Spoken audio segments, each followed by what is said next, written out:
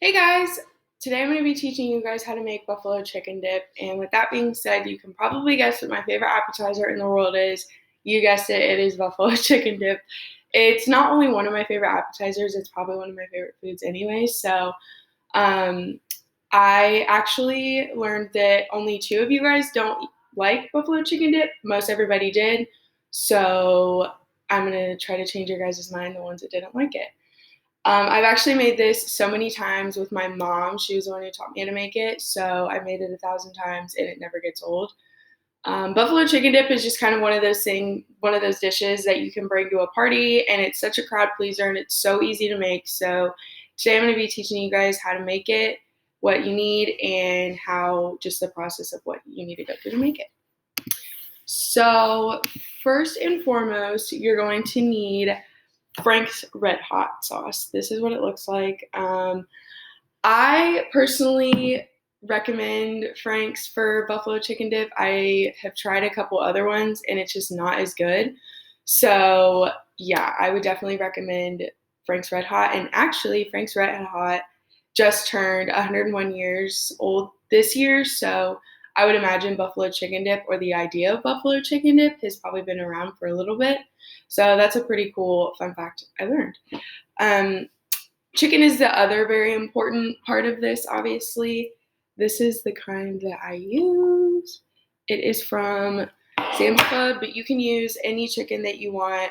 It doesn't really matter, like the Franks, in my opinion. You can also use rotisserie chicken. I've seen people use rotisserie chicken, so you can use that too. I have tried it with rotisserie chicken and it tastes just as fine.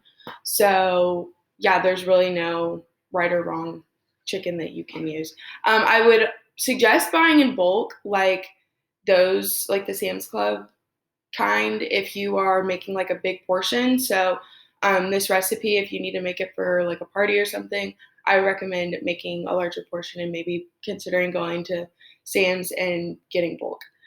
The next vital part of this is ranch. And in this instance, ranch matters and in my opinion.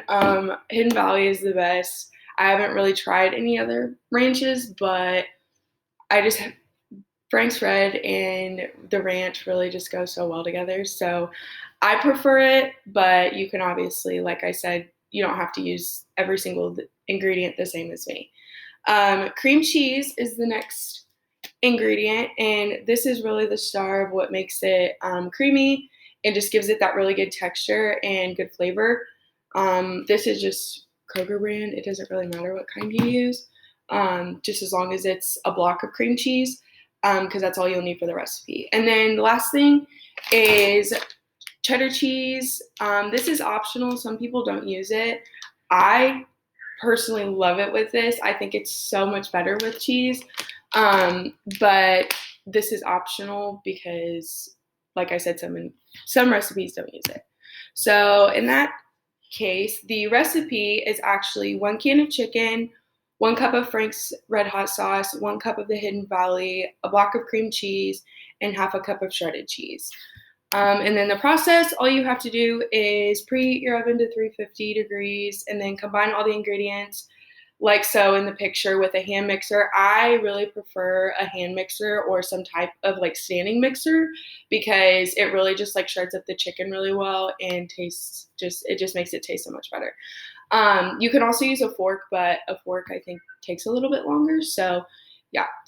After that, you're just gonna pour the buffalo chicken dip into a at least 8x8 pan. You can use different sizes, but I wouldn't get one that's too much longer than that because it won't cook right. So after you put it in the oven, or after you put it in the pan, you'll put it in the oven and just leave it in there for 20 minutes, and it will look like the picture.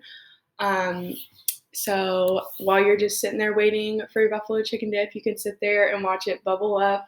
It gets so gooey and bubbly and it's so nice. And then this is the end result. You can kind of tell like at the edges that it was kind of bubbling when it came out.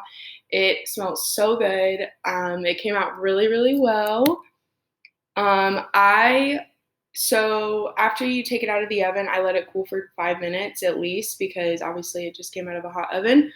You can pair it with chips, pretzels, or vegetables. I personally prefer the Tostitos scoops, but I didn't have those at the time. So any type of chip or vegetables are okay. In my survey, somebody actually said they use pizza with buffalo chicken dip, and I've never heard of that. So there's another option for you. It's really good with anything. I've tried it with carrots and celery, and that was really good. And so here is the taste test, and the verdict was it was amazing. So it was really creamy, and the consistency was really well. You can alter this recipe any way you want. By that, I mean you can make it more spicy, you can add more buffalo and like less ranch, or more ranch and like a little less buffalo. Whatever, you can really alter it to your liking because it's such an easy recipe. So yeah, that was really all in the recipe. It's a super easy, super easy recipe. Um, so now that I've showed you guys how to make it, I hope that you guys can take this home and make it yourself.